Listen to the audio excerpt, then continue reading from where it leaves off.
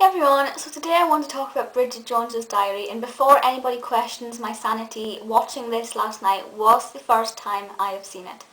I know it's shocking, it's been out since 2001, it is on television all of the time, but for whatever reason, last night, first time I saw it, and I can honestly say it's completely worth the wait. The 11 years that it's taken me to see it is completely worth every second of it. It kind of takes all the traditional elements of a sort of rom-com, but makes them even better, which is fantastic. Protagonist is Bridget, and she buys a diary, as the title of the film suggests, and she plans to keep this diary to sort of track her life and look at it to improve her life and things, and she sets out with New Year's resolutions that are quite typical, you know, lose weight, better your career, find the perfect man and stop lusting after the wrong men. And it seems to be going quite well, you know, quite quickly she seems to find the right man. But then very quickly somebody else comes in and you're like, well, who is the right man for her? Are either of these men the right man, or either of them the right one for her? And you're kind of thinking, all the way through it, your mind is torn between the two, because one of them is you look at him, Mark Darcy, and you think, no, he's not right. And then you look at Daniel Cleaver. Daniel is also her boss at work, which is straight away you're thinking, well, that's going to end in tears. But then you look at him and you think, actually, he has a lot of qualities that are brilliant. And at one point he shouts out, oh, F me, I love Keats. I just thought that was hilarious because Keats, yeah.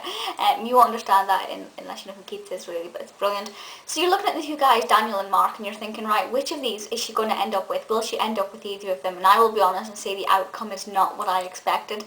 About halfway through the film, I changed my mind dramatically about Daniel. I'm not going to tell you whether I loved him or hated him to start off with, but whatever I felt completely reversed halfway through it, and the same with Mark. And quite surprising ending.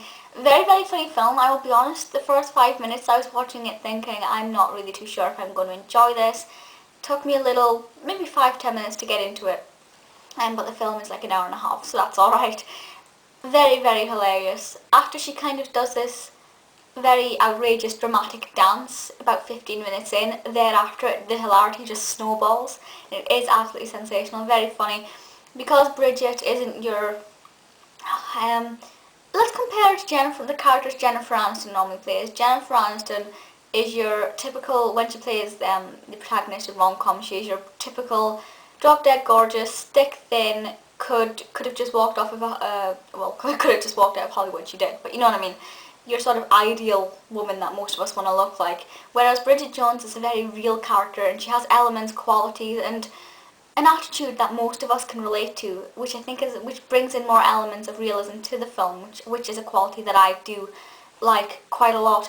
There are various elements of Pride and Prejudice in this. I don't know if that was intended. I kind of imagine it was, especially since Mark Darcy is called Mark Darcy, and he does play your kind of Mr. Darcy character quite a bit. So I'm imagining that's either a massive coincidence or it was intended.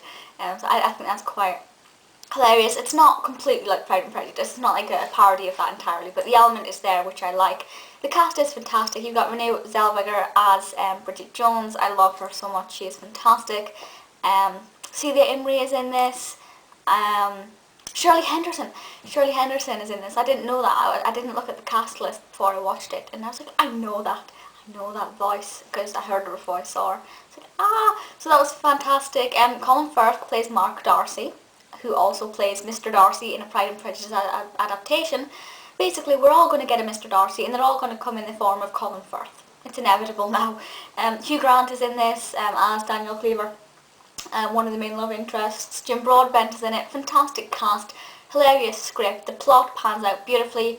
Quite a normal plot, but it's got so many twists and turns and little unique surprises that makes it a little bit different to a lot of the competition that's out there. To be honest, there's not that much competition for it because it is in a league of its own. I don't know anybody who has a bad word to say about this, and now I can join the pack of people who praise it completely. I love it. Let me know your thoughts. I will watch The Edge of Reason at some point, probably some point soon actually, because I'm in the mood for another Bridget Jones fix, and I will talk about that in due course. But let me know your thoughts on this for just now, and I'll see you all next time.